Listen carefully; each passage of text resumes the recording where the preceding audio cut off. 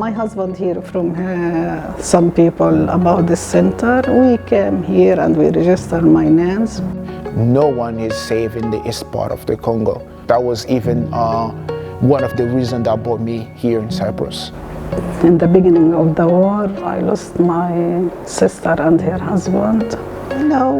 No back to Gaza after what happened in my country.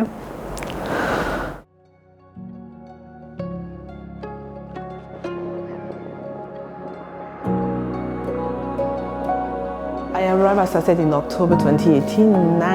In January 2019, I started English lessons.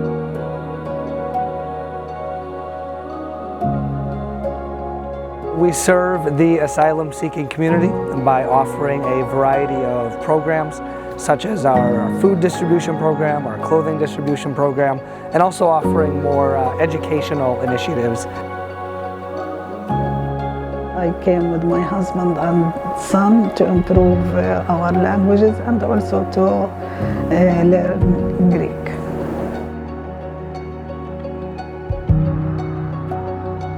A lot of different activities happening at our center. A mother and baby group every Wednesday.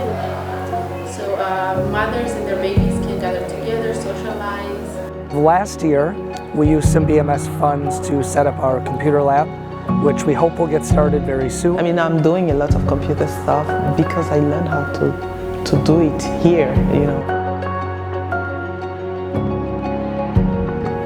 Monday, I work with the food distribution.